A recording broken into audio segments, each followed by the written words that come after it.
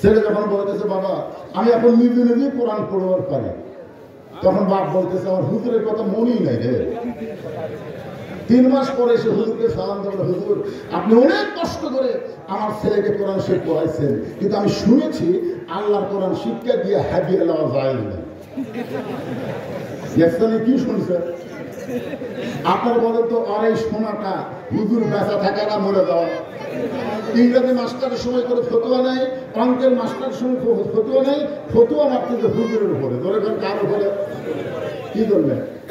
কারণ বাংলাদেশে কোরআনের ওয়াজ হয়, কোরআনের তেলাওয়াত হয়, কোরআনের হাফেজ হয়, কিন্তু কোরআনের সমাজ কায়েম হয় না। ধরে কথা ঠিক।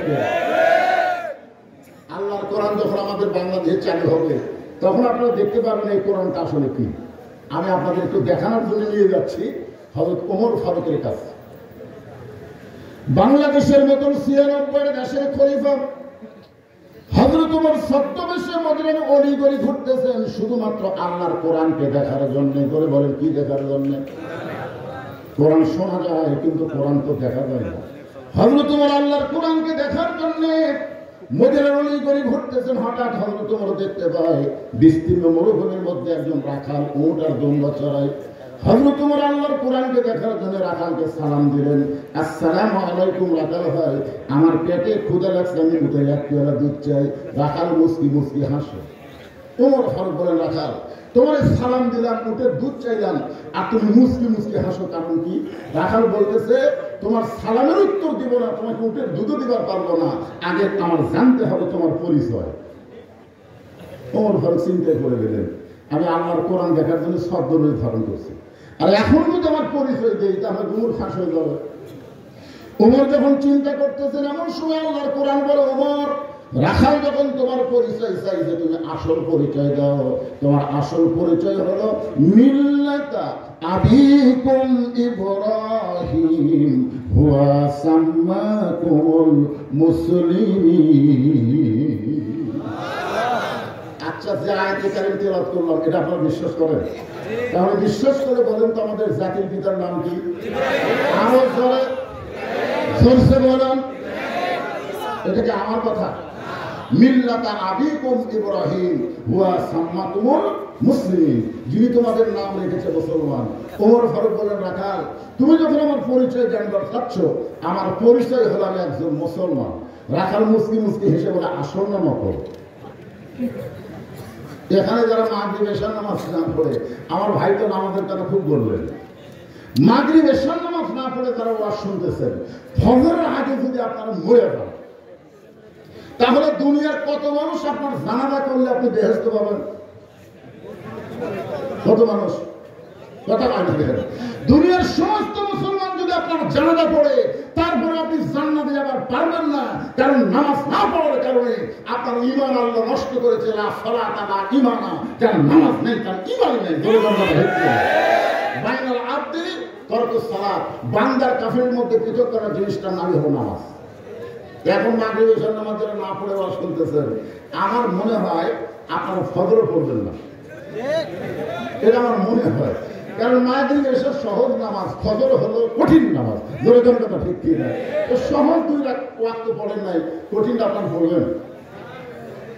কি মনে হয় যারা নামাজ না পড়ে ওয়াজ শুনতেছে এরা আসল না নকল? রাখাল বলে পথিক ওমর ফারুককে লক্ষ্য করে বলতেছে, তুমি যে মুসলমান দাবি করলা তুমি আসল না নকল?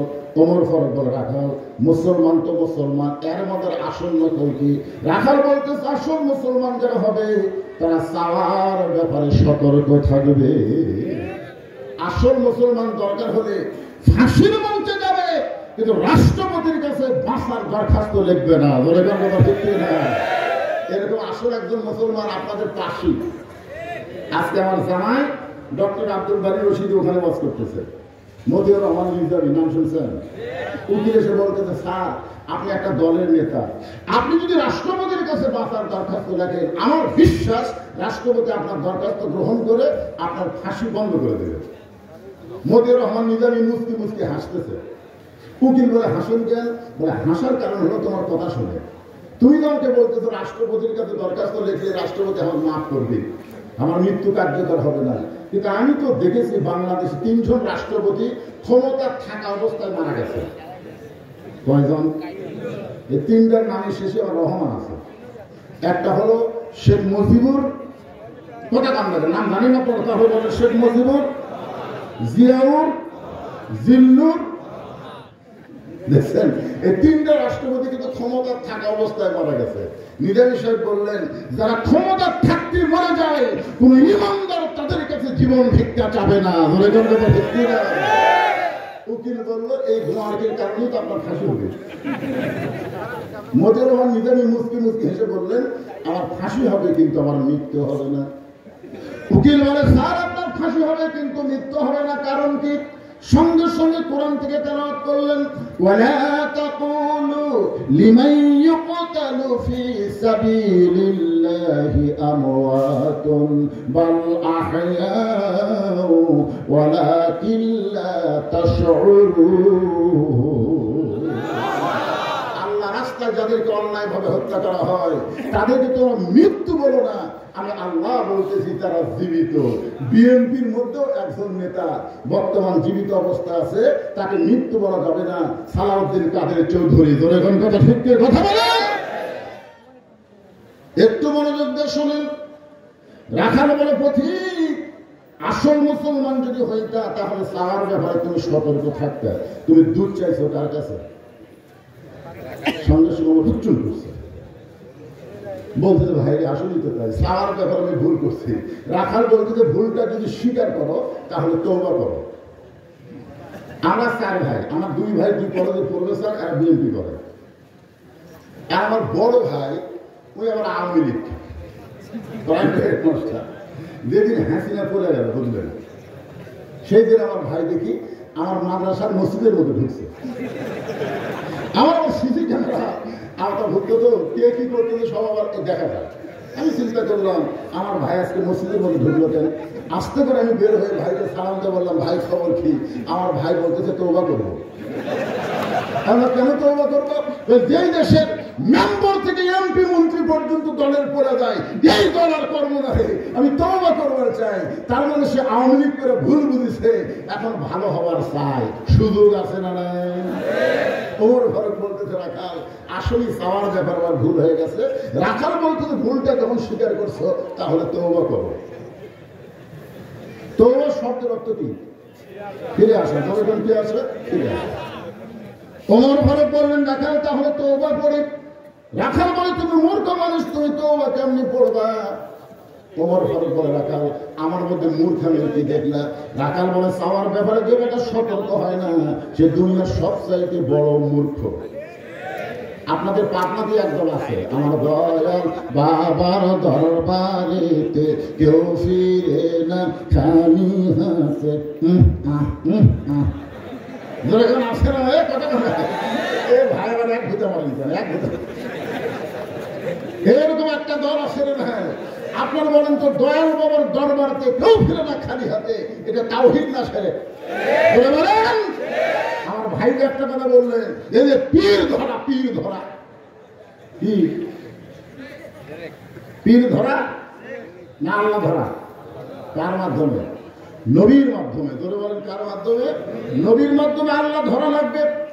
কারণ আল্লাহ ধরার রাস্তা আমরা জানতাম না, নবী আমাদের দেখায় দিয়েছেন। এই জন্য বলবো, আতিউল্লাহ ওয়া আতিউর রাসূল, আল্লাহর আনুগত্য করো, নবীর তরিকা মোতাবেক চলো। তরিকা 4টা না, তরিকা হলো একটা। জোরে বলেন কয়টা? অনেকে বলে কাদরিয়া, চিশতিয়া, নকশবন্দিয়া, মুজাদ্দিদিয়া 4 তরিকা। 4টা রাস্তা ইসলামে নাই, ইসলামের রাস্তা হলো একটা। জোরে বলেন কয়টা? তরিকার নাম হলো মুহাম্মাদুর রাসূলুল্লাহ। ওমর ফারুক বলে, রাখাল ভাই চাওয়ার ব্যাপারে আমি ভুল করছি, আমি মূর্খ মানুষ, তাহলে তুমি আমাকে তওবা পড়াও। এবার রাখাল হযরত ওমরকে তওবা পড়াচ্ছেন। যারা মাগরিবের নামাজ না পড়ে ওয়াজ শুনতেছেন, ফজর পর্যন্ত বাঁচার গ্যারান্টি নাই। আমরা সকলে মিলে তওবা করবার চাই। আপত্তি আছে ভাই? তাহলে জবান করে সকলে পড়েন, আস্তাগফিরুল্লাহ রাব্বি মিন কুল্লি জামবি ওয়া তুবু ইলাইহি। ওমর ফারুক তওবা করার পরে বলতেছে, রাখাল ভাই আল্লাহর রাস্তায় উঠে 1 পেয়ালা দুধ দাও। কার রাস্তায়? রাখাল মুসকি মুসকি হাসে। ওমর ফারুক বলে রাখাল আবার হাসো কেন?